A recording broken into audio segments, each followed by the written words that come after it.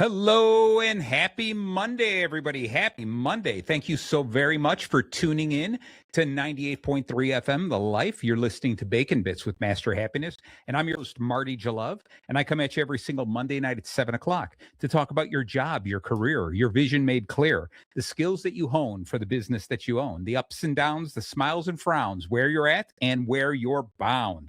If you miss any of today's episodes, don't worry about it. Just give me a couple days to get the recording up there, and you can listen to the entire repeat anywhere you listen to podcasts. If you're a regular member of the show, if you listen a lot, you will know our returning guest, a good friend of mine, quickly became a good friend of mine. Just love this woman. She is loaded with happiness. It is Bette Lawrence-Water, and she is, now let me see if I'm going to make sure I get this right. I'm going to call her a happiness coach at Benedictine College, correct? Well, I'm a public health lecturer at Benedictine. All right. But I have been a happiness coach, certified happiness coach for the Happiness Institute. Fantastic. I'm loving it. Tell us a little bit about the Happiness Institute. What can you tell us about that? It teaches people to coach others on being happier, to contribute to their overall health. I think this institute started about 2007, though I've only been a part of it for the last 2 years. But it follows along with all the research that has been done on happiness and longevity. I love health. it. Where is it held out of? Where is it located? It's located in Baltimore, Maryland. Okay. Nice. So, it's interesting because I think one of the things that as happy people, we always have to be looking for other ways to find some joy, some other happiness. So I listened to a podcast all based on happiness. It's a podcast called Office Hours with Arthur Brooks. All right. And I just want to tell people that if you don't get enough of this happiness show, look up the Happiness Institute, look up Office Hours with Arthur Brooks, because you're going to get so much information. I can't believe how much, and we've talked about it before, and we'll talk about it even more today, about the more you concentrate on happiness and pursue happiness and go out of your way to find happiness and joy and bring happiness and joy to more people, the more you do that, the more happiness comes your way, right? Exactly. You can never spread too much of it. That's for sure. That's for sure. Yes. And we've spent a lot of time, our first 2 segments on happiness. Yes. I feel like we need about 6. Yeah. Because there's so much to talk about, and it's hard to get it all into the one happy hour. You guys are the ones driving 18 hours to get here. So we're gonna have to look at some more dates because we definitely need you back here. Okay. Absolutely. All right. So as you can see, for those people watching us on YouTube or Twitch or wherever, you don't normally see me in a t-shirt and a baseball cap, especially. Everyone is like, when I put this on the first time, everyone I know is like, you don't wear a cap. But I have to wear this one. This is it's about be happy. And the shirt says, do the things that make you happy. And these were gifts from Bette on the last show. So thank you so very much. You're welcome. Yeah. You're welcome. Yeah, I'm excited about it. It's that type of stuff, those little things about how to spread joy. I think the whole idea of gift giving is so cool because I set myself up in this position where I don't expect gifts from anybody. Okay. And in fact, on holidays and stuff, I tell my kids and stuff, you don't have to get me anything. Don't worry about it. Save your money. If I want something, I'll go buy it. Right. And so every once in a while, if I get something that's really special, really thought out, it just means a whole lot to me. So thank you, Bette. Absolutely. Yeah. Well, the Bible does say it's better to give than to receive. There you go. So. There you go. I love giving too. So and so I got to receive everyone. So I'm just enjoying receiving just so that you can give. Okay, right. That's the kind of giver I am. That sounds like a winner. So this is part 3 of this 3-parts series we've been doing on happiness. And today we're talking about sustaining happiness every day. All right. It's just constantly moving forward with it. And, we talked a little bit about how you can find it. What are the obstacles that get in our way? And today is once you've kind of learned that and realized that I'm willing to fight for happiness, how do you sustain it? Okay. All right. And I'm going to throw it to you in a moment, but it's for those people who kind of are unclear on what we mean by this, it's kind of like this. If you go to the gym because you want to work out, You want to develop some muscle. You want to be healthier. You also have to sustain that. You have to continue to go to the gym. You have to continue to eat right and do those types of things to keep you at that level that you want to be at, or at the level you want to grow to. You have to keep practicing, work out that muscle. And happiness, I always view it as a muscle itself. And we've got to exercise it, push on it, concentrate on it, making sure that we're chasing after it. Okay, and enjoying the chase, not just the result of it. So with that, I'm going to throw it back to you because I see, Betty, you got notes in front of you. You're anxious to start talking. Go for it. Go for it. I tell you, we need more sessions. I like it. I like it. I like to think that happiness isn't a mood. Okay. It isn't just a feeling. Happiness is a practice. And whether you practice being happy from within or happy from without, making other people happy, you have to plan for it. You have to schedule it. Be determined that today I'm going to be happy. When you wake up in the morning, I'm going to make this a happy day. Yeah. And practice that. Promise yourself that you will. I love that 100%. And you don't have to start with big things, but just little things. Like we were saying, buy someone a cup of coffee. Yeah, I love that. Smile at someone that you meet on the street. Let someone in when you're in traffic and nobody's letting. I like it. Good person. Make them happy. I love it. Space. Let them in. And you'd be surprised the impact that has on your psyche as well. Yes. Yeah. So, you know what I want to do is I want to jump into the bacon. The reason the show is called Bacon Bits is because we use bacon as kind of an acronym, because the show is not about the bacon for chewing. You don't remember the line. Wow, Betty, you let me down. That's all right. It's not about the bacon for chewing. It's the bacon for doing. Nice. All right. You got it. Awesome. Thank you. Look at this. That was my gift today. You remembered the line. Awesome. So what we're going to do is we're going to use the acronym BACON as a loose outline of what I'd like to talk about today. So this whole idea of how sustaining happiness, the B stands for build daily happiness habits. Okay. Do you like that one so far, Betty? I do. All right. So build daily happiness habits. A is align your life with your values. Okay. And I think this is really, really important that we learn how to do this. C is create a happiness toolkit. And I'm sure you've got a whole bunch of stuff of those little things. You already mentioned a few. That's why I wanted to jump into this. So C is create a happiness toolkit. O is observe life's ups and downs without losing yourself. And then finally, N is going to be nurture meaningful connections. All right. So with that, I want to jump right into this whole thing about build daily happiness habits, because you started with that right away. So I want to throw it back to you. What are some of the habits that you do or that you coach people on to be happy? Okay, I am a big proponent of waking up happy. I want to feel this life is a gift. The fact that I am awake this morning and I am able to look out of my window and see the world again, that makes me happy. I'll say, yeah. But I have something funny I want to share with you. Share away. My husband told me this joke. He says that the optimist, someone who's looking forward to happiness that day, wakes up in the morning. Oh, I'm awake. They climb happily out of bed. Okay. They go over to the window and they blissfully raise the shades and they look out and they say, my God, it's a good morning. The pessimist, on the other hand, the one we want to avoid. Right. Dreads getting up. The clock goes, oh God, I got to make another day. I got to go through another day to go to the job, and I got to see these people again. Miserable. Yeah.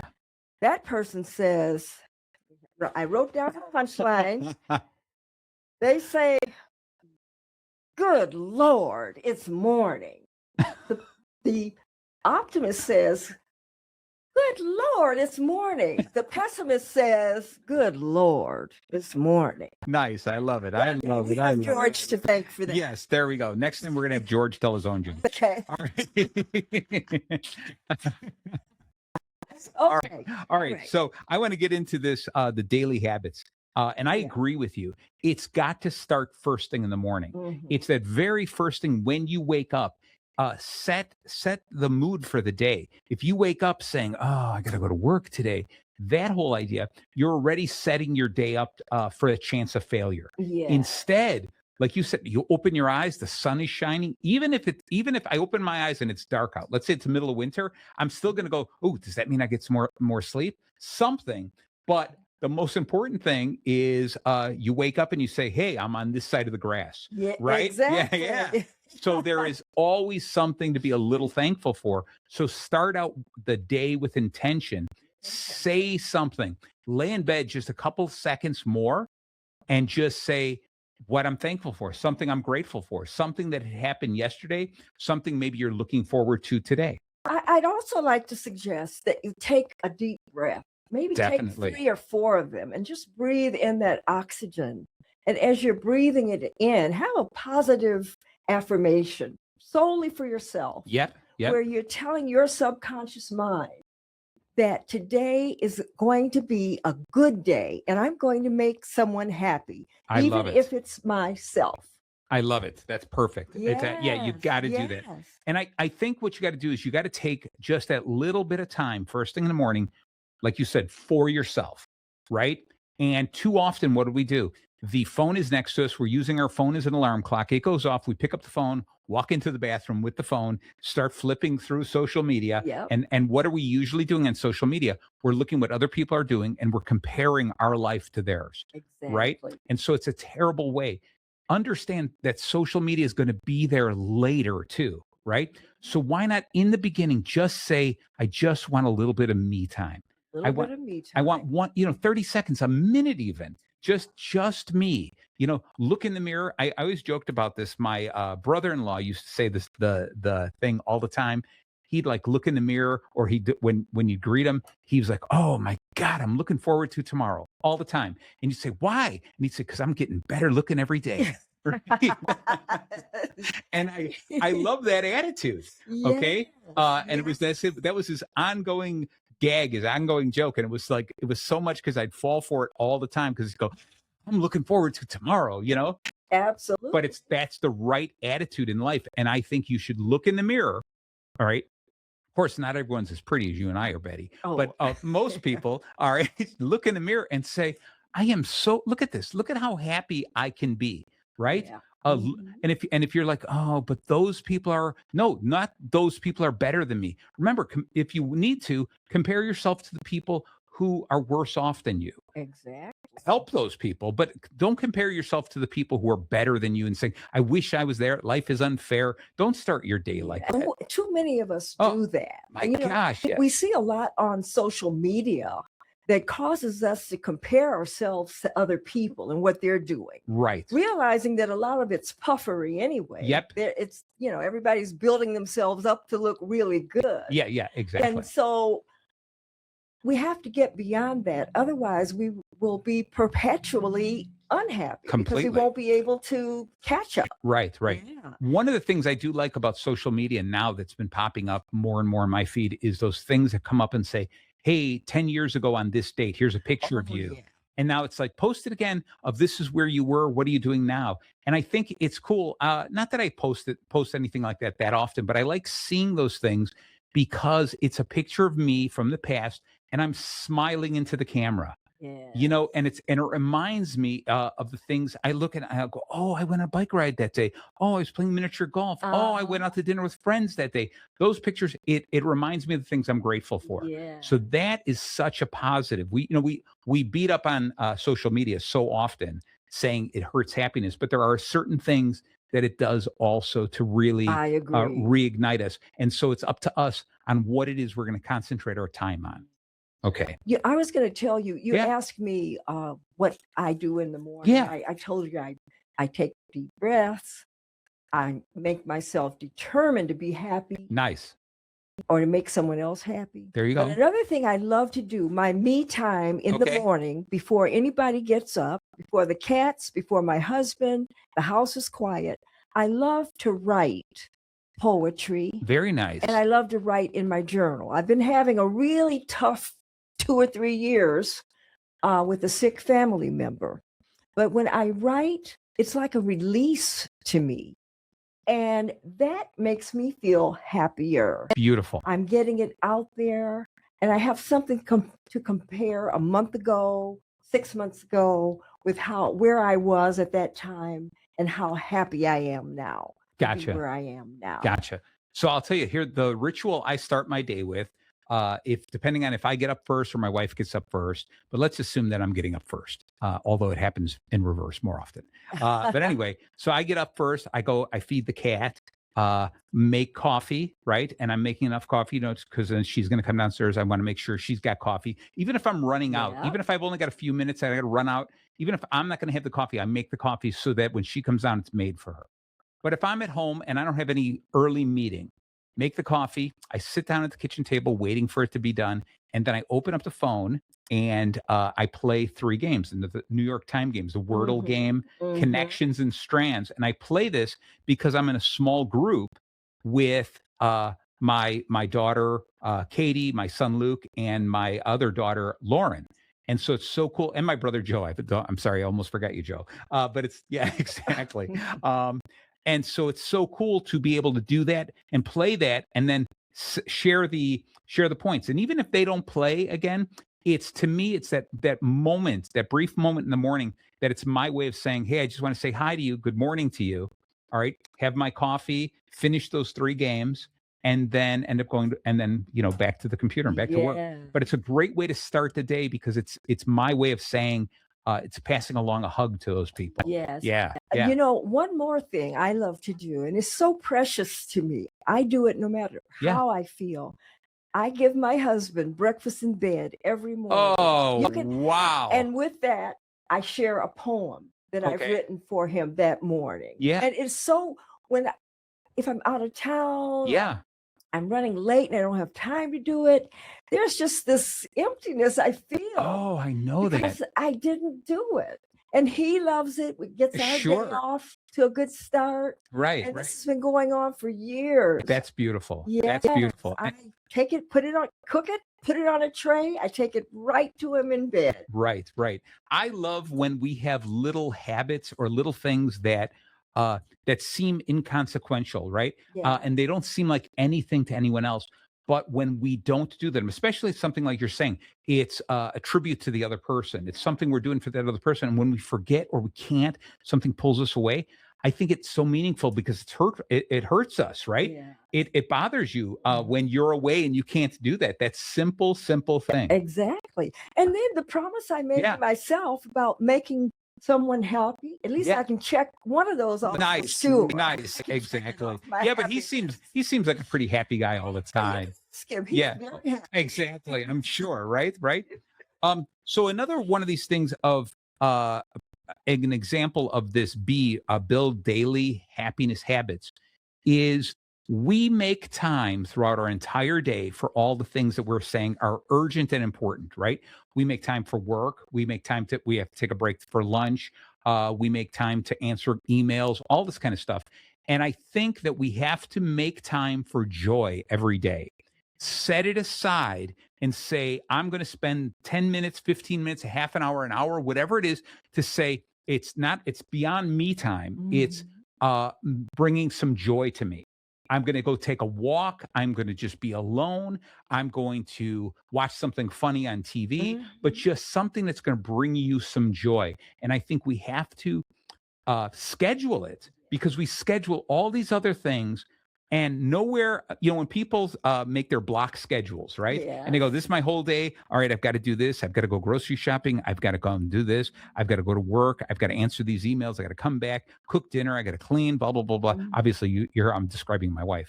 Okay. But, I want her to then take a moment and say, and then at this time, from this time to this time, I promise myself some time to for myself. And it's so cool because I see her and she's sitting there crocheting. She loves to crochet. She loves it. Me too. She is so good at it. And then she listens to an audiobook. And it's just her way of sitting there. That's the escape from the world. And I think that's so beautiful. And everyone needs that thing. Every day, promise yourself that. Don't say, I'll get to it. I'll get to it. No, we're talking about building that happipiness muscle. So you've got to work on something every day. And it increases the neuroplasticity of the brain when you're doing positive things. Yeah. Like that. You're emitting those, producing the good hormones that keep your brain alive and your body feeling great. Right. And you're right, because what it's doing is man, the computer went a little crazy there for a second. It's anyway, the energy. Exactly. It's so much energy. No, it's I agree with you. You've got to continue to do that. And it changes you. Plenty of people can understand and they can see this and believe the idea that smiling on purpose will trick your brain into saying, oh, there's something I should be happy about. And your brain becomes happier. And then suddenly you are smiling on purpose. So it's do things, whether you believe they're helping you or not, just do things that, even if they don't bring you joy at the moment, do the things that you know could bring you joy. Exactly. Okay. Because you'll start tricking yourself into being joyful and happy. And that's the important part. It's step by step, little by little. We're flooded with so many things that make us angry, right? So many things that sadden us, things to be afraid of, right? Just push for that happiness. That's what's so important. So in order, this show, I don't want to dwell on the same kinds of things we always talk about, but this is about sustaining happiness. This is what it is. We've in the past 2 shows, we talked about how to gain happiness. We talked about the things that get in our way. Now it's saying, if you bought into that, if you believe that, and you're fighting for happiness, today is how you sustain that. So I'm looking, we're getting close to the bottom of the hour, but plenty of time here. I want to jump into A, which is align your life with your values. Okay. And before I jump into this, because I'm really big into helping people list their values. Okay. Not what they're valued, or I value this friendship, or I value, I got this ham for dinner and it was a great value. Not that. We're talking about the values, the things, the guardrails in our life that keep us on the straight and narrow, the things that we say, I will not break this. I won't cross this line.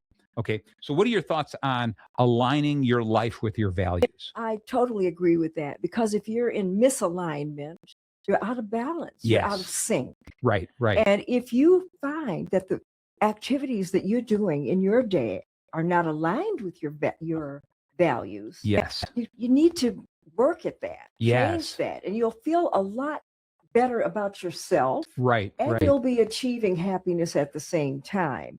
Now, so just make sure when you've got your to-do list or your check-off list, make sure that they're tied in with the values that you hold dear. I agree. And for me, my values run the gamut, but some of the main ones are being trustworthiness, honesty, compassion, respect. Nice. And in most of the things that I do, I'm making sure that I'm on track to fulfill and display those values. Sure.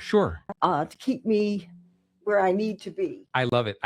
So the easiest way for me to explain it to somebody who's like, I'm still not exactly sure what you mean, is let's say that your values lead you to a certain way that you don't appreciate certain type of humor, certain jokes, whether they be, jokes that are making fun of somebody, whether it's class, religion, sex, whatever. If you just don't appreciate those, because that's part of who you are, is not to say you're above that, but that's not the direction you go into. And then when you sit there and you hang out with people who are making those jokes and you pretend to laugh, okay, or then you suddenly join in to make them happy, you're violating your own values. Exactly. You're better off just staying away from that and going, I could see how you might think that's funny, but it's not my type of humor. And just leave it like that. Exactly. And if they're good friends, they'll understand that. Okay. Or rather than commenting on it, I have a good friend. She's deceased now, but she was telling me she was at a party once, and everybody was making these off-color jokes. Right. And the guy that was a leader of the pack said to her, I'll just use this name. Yeah, sure. Irma. Okay. You're not laughing. And she says, maybe it's because I didn't find anything you said to be funny. Oof, yeah.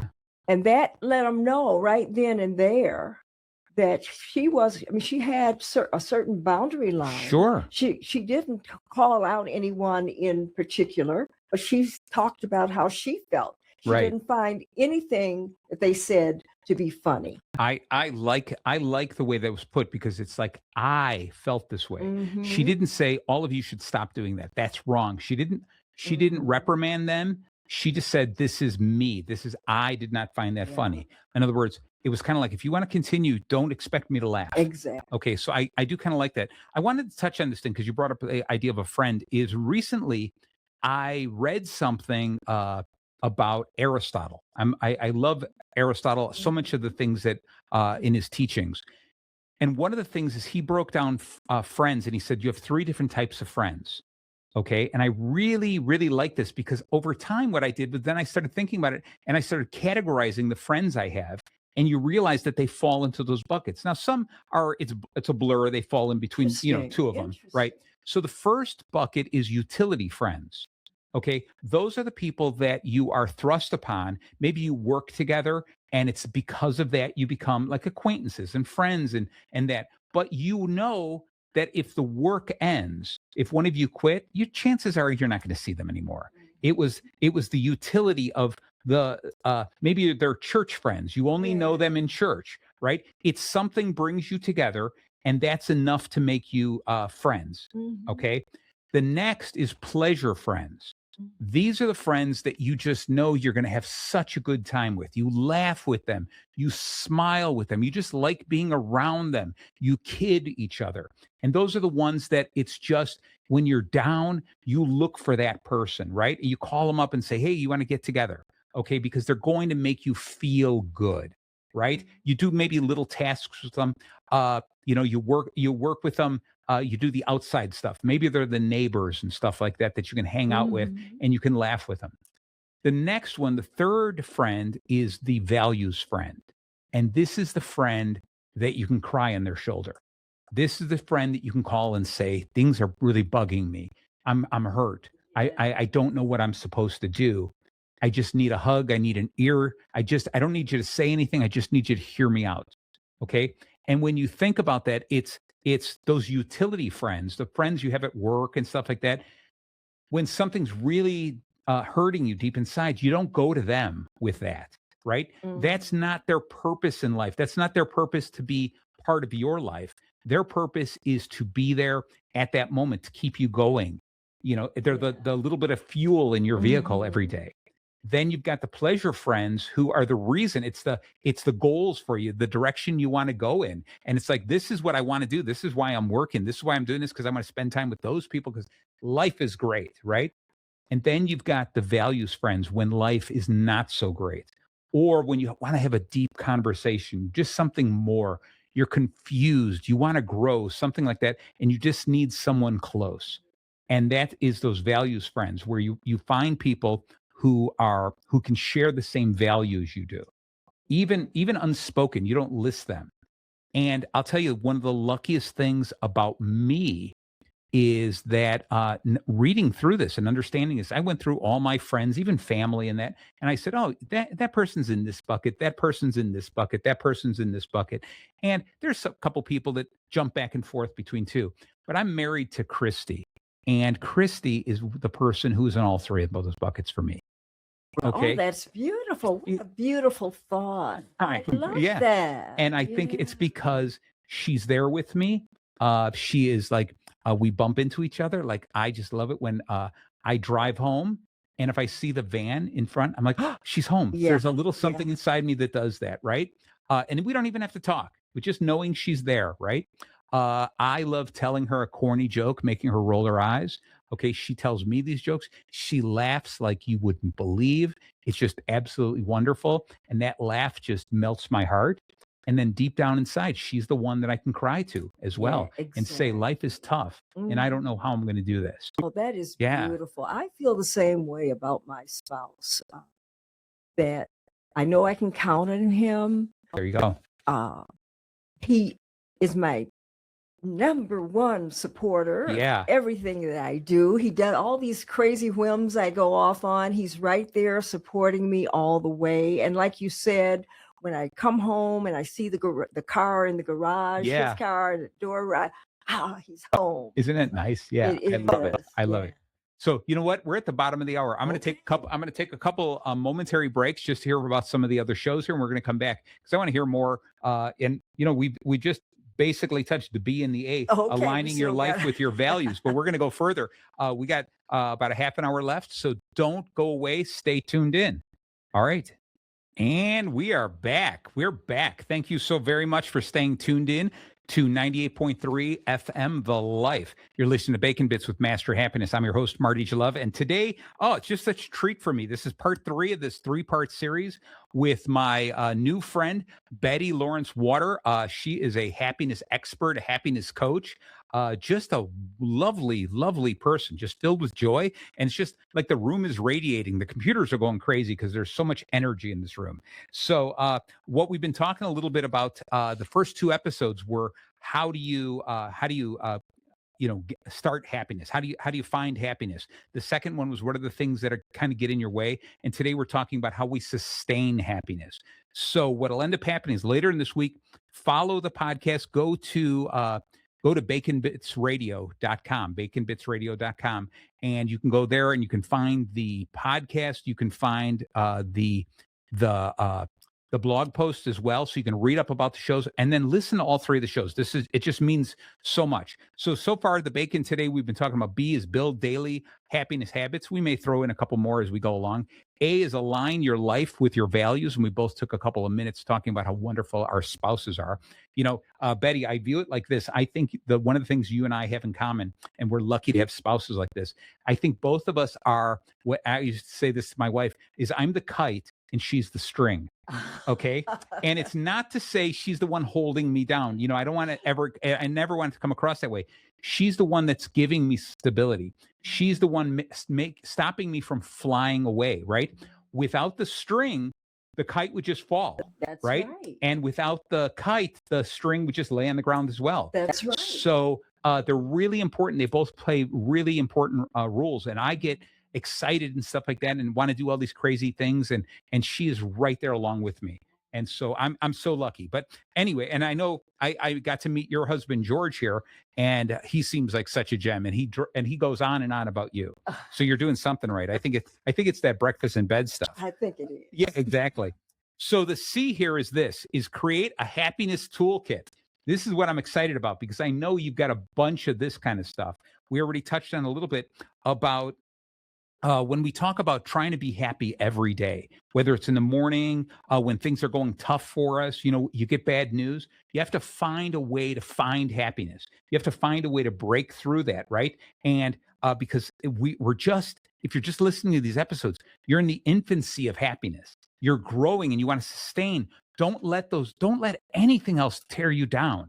Keep fighting for this. So some of the things that I like is I have a favorite playlist of music I play. I have special jams that are big, exciting music that I like singing along with.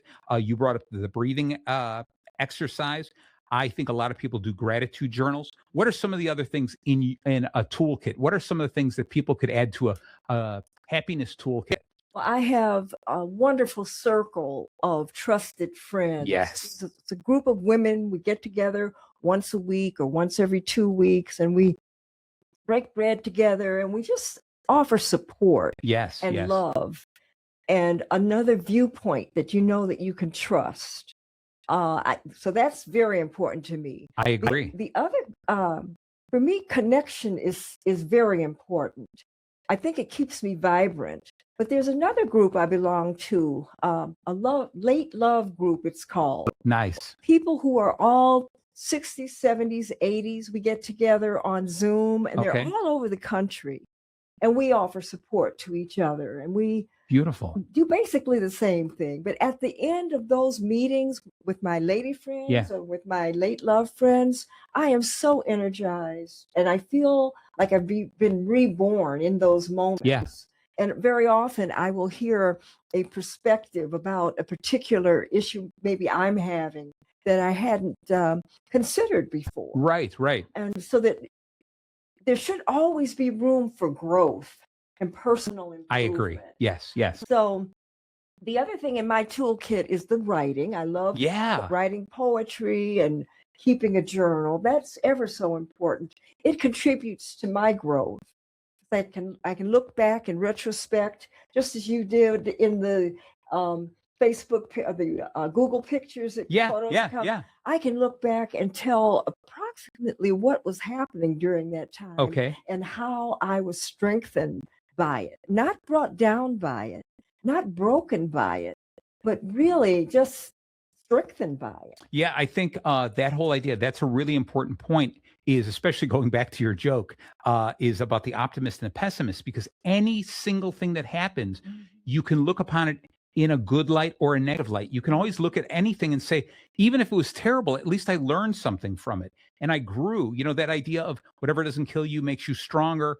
There are certain things that it's, wow, this is not physically making me stronger, but it should be making you emotionally, mentally stronger because you're able to survive it. Okay. And so I like these additional things you're doing. I was really hoping you were going to bring up the poetry again. So when you write this poetry, who do you share the poetry with? Or is it just for you? Well, some of it is very personal. Yeah. But usually I run it past my spouse to see, does this, does this make sense to you? Yeah. No, you're not supposed to say that. But I've been writing poetry since I was pregnant with my daughter. My daughter is 60-something now. Okay. Wow. And one day I found this big envelope of the poetry that I wrote when she was in utero. Okay. And she actually broke down and cried, Mom, did you write this about me? Yeah. And I said, yes, I did. So the other side of that is I hope to leave a legacy. So that after I'm gone, there's a history of who I was as a person. I love that. She had great days. She had some that were not so great, but it never took her off course as far as her happiness, her love for other people, her giving back to the community were concerned. I love it. So it's a legacy. Nice. And you know what, this leads me to something about the podcast I was listening to. I told you about it's called Office Hours with Arthur Brooks. And I really suggest people listen to it. It's just he is a Harvard professor, studies and teaches happiness. So it's kind of like I'm going, wow, I'd love to meet the guy some point in time and just have a 15-minute chat with him, which just means so much to me. But anyway, one of the things I was listening to is one of the podcasts, and he talked about the way or the direction towards happiness is this idea of savoring. Okay. And savoring means just really paying attention to something. When we think about savoring, people normally think about food. You're going to eat food. Yeah. But it's savoring anything and everything. And so what we're talking about is if you eat a piece of food, feel the texture, feel the temperature, feel the taste, everything like this. And we need to savor so much in life. And the reason it made me think of this is because you talked a little bit about, past and present and future, right? And I think we need to be able to savor in all three of those time zones. And that's the way he put it. So you think back in the past and you think about a memory that brings a smile to your face, right? And just take some time. Don't just make it a fleeting memory. Go into the details. Share the story with somebody and saying, this is beyond great gratitude. This is just, it's a memory I have and it made me smile. And then talk about what's happening currently and then what's going in the future. And I'll just share three really quick because I don't want to spend all our time. I was just telling Christy about a time when we were little, living in the city of Chicago, and our house caught on fire, right? And I was little, I was elementary school and big family. And everyone comes out, the fire department comes, and we're standing out there. And my father looks down at me and goes, "Why aren't you wearing a coat?" Because it was snow on the ground and stuff like that. And I was like, "Oh, because my coat's down in the basement." And the firemen come walking out with my coat. I laid it on the space heater, and I was the one who set the house on fire. Oh my goodness. And so I know I can laugh about it now. And I kind of remember going, oh, yeah, that wasn't a good idea, was it? Right. And it was just one of those things where you look back now. And I remember him looking at me going, where's your coat? And me thinking, I put it on that. Oh, and the house is on fire. What right. a story. And luckily it wasn't a terrible fire. We were fine. We were able to go back in the house and everything like that. But it was enough smoke and stuff like that. So that's in the past. In the present, it was so neat because, and this is going to be funny, you called me because you get here to the studio like 4 hours early. Okay. It's so funny. You're like, I'm already there. And I'm just waking up in the morning. Right. But I did some work. I have some clients to visit and stuff like that. I come home and you sent me the note and I'm like going, oh, like part of me feels like maybe I should head there and meet up with them. And I'm like, what am I going to do for 3 hours before the show? So I ended up getting my notes put together, look through them. I'm like, I'm all set. I laid down. I took a little nap. And I love a good nap. So that's my present happiness, the savoring of that, just falling asleep to the point of being able to dream, right? And now in the future, how I am savoring the future, I'm really looking forward to Saturday because I get to spend Father's Day with my kids. Okay. So I'm looking forward to that. My daughter is perfect. She said, this is what we're going to do. You have to be here at this time. We have to do this, this, and this, and lays it all out. And I'm like, oh, that's just what I want. I want you to run it. You take care of it. I have a wonderful daughter who does that. I have a wonderful wife who does that. These are the plans. And I'm like, awesome. Let's just do this. Well, I have to give you a confession. Yeah. Timeliness is one of my values. Oh, so nice. I will always be early. Nice. I plan it that way. Early. I can't imagine. The next time you come on the show, you're going to come a day early, I think. You're going to probably just stay here. Bring my sleeping bag. Yeah, exactly. Yeah, I can't. I mean, I told you got to be here really no later than 6:45, and you showed up here at 3:45. Yeah, so.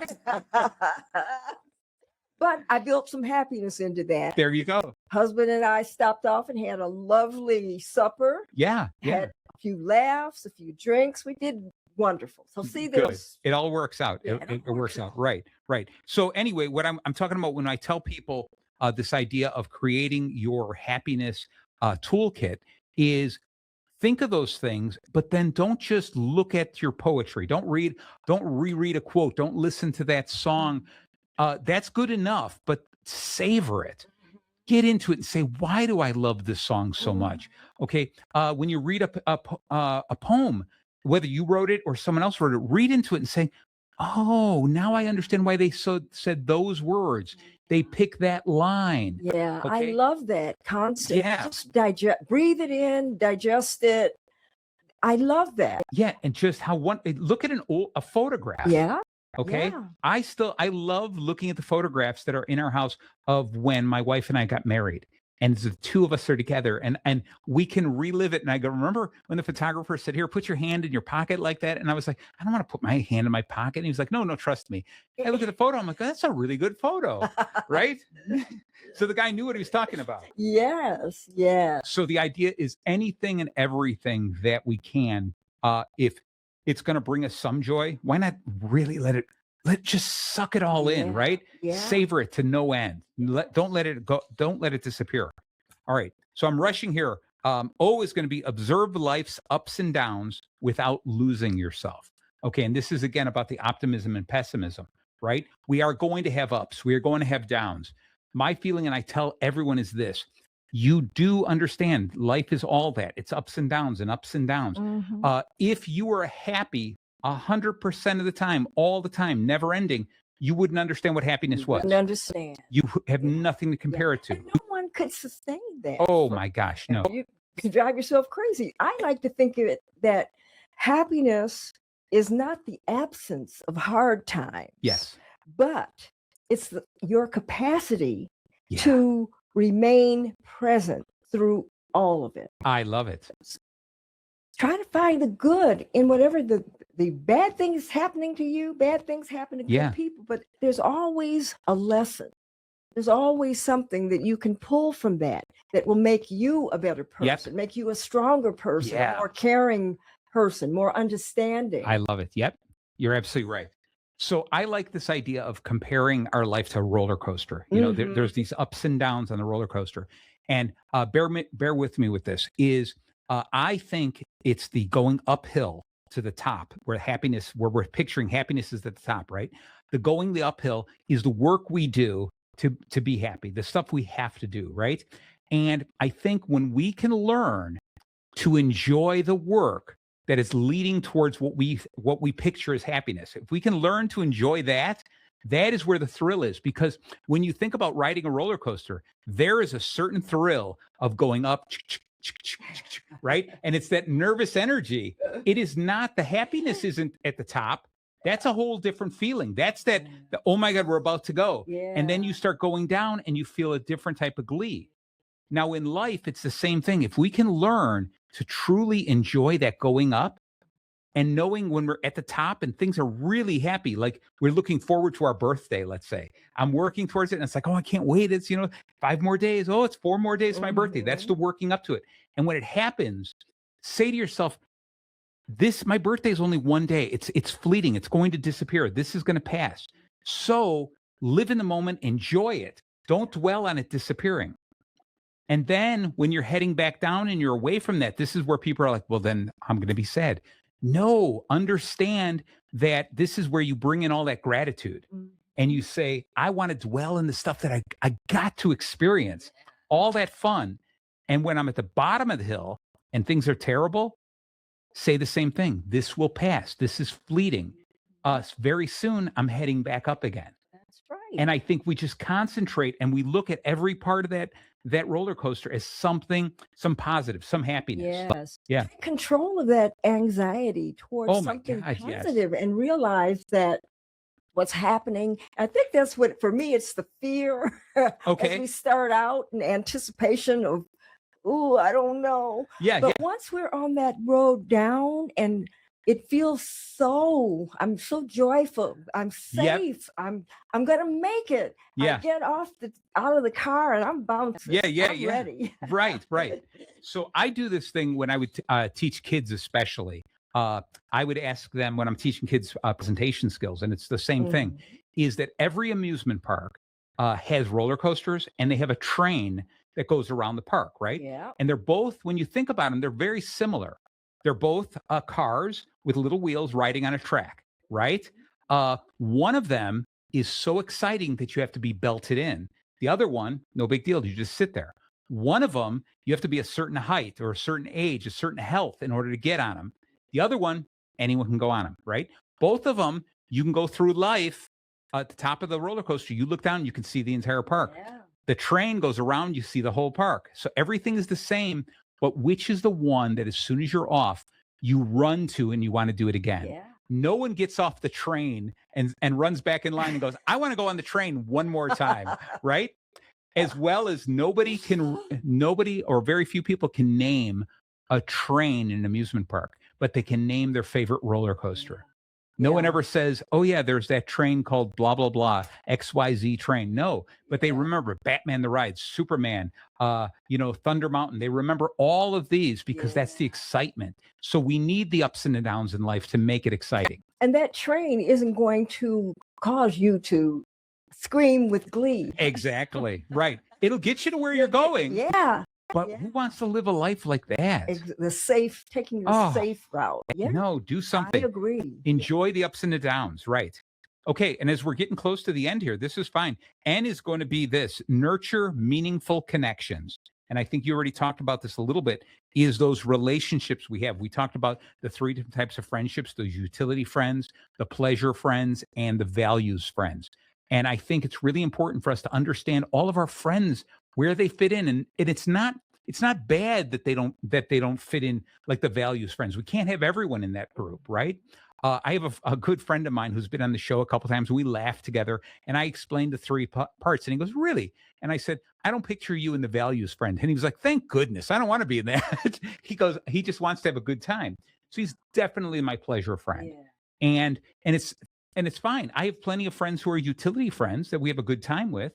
But I have a treasured few that are those values friends, those people that I can reach out to, Mhm. and many of my friends jump from bucket to bucket to bucket. Yeah. Tomorrow morning I get to spend the morning. I'm gonna have brunch with my brother Joe, who's another one of those just really special person. I just don't spend enough time with him, you Mhm. know. So, how do you nurture those meaningful connections? What do you do? Well, that is very important to me. Just this past Saturday, I was asked to MC a special program. Beautiful. Comes once a year, in June, and it's called Race Amity Day. And it invites people of all backgrounds, ethnicities, ages to get together and get to know each other Sure. better. And in Naperville, we held it, and we have it each year. This is our 5th year. And we do exercises that cause you come out of your comfort zone. Okay, Because good. we're all kind of stuck, you come in a room and nobody recognizes you or knows you. So we put them through various exercises. I found that I made 5 new friends that day. Oh, And beautiful. everybody, the mission was for everyone to connect with at least 5 Beautiful. new people that they Nice, didn't know. nice. And it builds community, Yep. it builds connection. And we all came away, we broke bread together, and we all came away just saying this was a lovely, lovely evening. Yeah, yeah. We enjoyed it. So That's excellent. you have to nurture Yes, these kinds of results by the actions that you do. You certainly. have to nurture that. It's not going to just come to you. People are not going to come to you, but if they feel you're open and that you are someone that is likable, then they will come up to you. Right, right. Yeah. Yeah. And so part of this nurturing those connections was, I think on the one of the previous shows we talked about this, is during COVID, it was one of the things I had done. I'd started, and I should just do it again, just because I didn't need to do it just in COVID. But it was, I had two different names. One was spin the dial, share a smile, or take a spin, share a grin. Okay. And what it was you take your phone, right? You open your contact list and you pick a number like 13, and you take your phone and you go 1 2 3 4 5 6 all the way 13. In other words, let the phone spin, and wherever it stops, call that person. You have their phone number in your phone for some reason, right? And you call them up, and it was the coolest thing to call these people at random. And some of them were like customers or things like that, and they were like, "Oh, Marty, we are not buying anything right now." Blah blah. I'm like, "No, I didn't call about that. I'm just calling to see how are you doing." Right? Excellent. And people were like, Excellent. "Really?" And I was like, "Yeah." And I had some of the greatest conversations with people. And the scary part is when you get to a number and it's just all it is the number, and you don't have a name or anything. And you're like, "Oh, well, I put the number in my phone, right? So let me call this person." And you end up reconnecting with people. And it doesn't Oh, mean that it's your new best friend in the world, but it's somebody who maybe at that moment needed to hear a friendly voice. that's right. You never know. Yeah, You and I never think know. and I think that's so important in this nurturing meaningful connections. So we're getting down to the end, and I hogged the whole show because it's my show and I'm going to do Well, that. you do it. Hey, I'm with you. But I want to, there's a few last minutes. Are there any things in your notes that you really wanted to share with people? Well, I took a look at some centenarians, Yes. people who are 100 and over, and suggestions that they've made for Awesome. maintaining happiness. I'll Awesome. share a few, Yes. share a We few got of those time. with Go you. for it. We got, Okay. yeah. Look forward, not backwards. Always focus on the present moment and eagerly anticipate the future, I love it. even at 100 years old. Yeah. Avoid petty arguments. Let go of negativity. Avoid holding a chip on your shoulder. Try to fix problems instead of complaining. Try to see the bright side. Maintain a good sense of humor.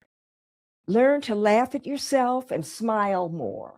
Even just to Yeah. smile more. Exactly. It makes a big difference. The other one is love people. Find something to like in everyone you meet. Build strong and positive relationships. Distance yourself from negativity. Sometimes you just have to walk away from it. I love it. Yeah. And then, zeroing in, stay busy. Have purpose and activity. Find something to do every day, whether it's a hobby, art, listening to music. Keep moving. If it's walking or just sitting in a chair and lifting your legs. Keep your brain active and sharp, your mind active and sharp by reading or learning new skills. And lastly, accept yourself. Self-acceptance. Find satisfaction. Do something for yourself every single day. If it's just one thing, if it's just taking out a dab of hand lotion and putting it on your dry hands, crusty hands. Nice. Do something for yourself every day. And these are suggestions that were made by people who were 100 and over. I'm absolutely loving it. Thank you so much for that list. That's beautiful. I hope to be on that list someday. Yeah. Yes. All right. So with this, as we're closing out the show, a couple little things as I want to remind people is build your own happiness toolkit. Okay, do something. Find a photograph that you really love that you want to see, let's say every morning. That photograph that's sitting on your desk, make it intentional so you look at this and savor it. Okay, whether it's to photograph a piece of jewelry you're looking at. I have on my desk, it's really cool. I have a little doily, okay, that just sits there in the corner, and actually the charging pad for my phone sits on it. Not a cup or anything, but it's a little doily that my grandmother made and gave to probably my aunt or my sister. My sister gave it to me. And it's just a memory of where I came from, and it's beautiful. Those little things. And it means more to me than just a coaster. It is a memory. It means something. So we have to learn to savor those things. So the first thing is, remember, think about that. If you have a favorite quote or something, say it every once in a while. All right. If you've got a piece of poetry, say it every once in a while, but dig into it. All right. The other thing is try to create the activity too. I want us all to do is when we're talking about sustaining happiness is create a ritual, something you're going to do. If it's first thing in the morning, look in the mirror and say, I'm darn good looking, whatever it is, go take a walk. Do something other than compare yourself to people on the phone. All right. Do a 10-minute walk, read something, take some time for yourself, listen to some good music. Okay. Do something in a positive vein. All right. And then the values check-in is constantly keep going back through your values. What's important to you? For me, one of my key values is happiness. I really want to live in a world where I can make people happy and people can make me happy. Okay. When people are down, I want to bring a little joy into their life. And if I can see the spark of a smile in them, then I know I've done my job. And in return, they've made me happy. Maybe health, maybe kindness, creativity, any of those things could be your values. When you do that, start doing a check-in and say, what am I doing every day to stay within my values, but also to exploit and expand upon my values? All right. That's how I want to end the show. Bette, once again, thank you so very much. It has been such a pleasure to have you. And I can't wait because we're going to come back. You're coming back. You're going to come back as long as he's willing. I think he loves the green room because it's a great place for him to take a nap. Is he asleep? Oh, yeah. Oh, there you just wait. All right. But as long as he's willing to drive, you come back all the time. All right. And everyone out there, thank you so much. Did you want to say goodbye to everyone? Yes. We love you guys. Love it. Love it. All right. So tune in later in the week. Listen to the entire episode. Thank you so very much. And everyone out there, I guess, keep on sizzling.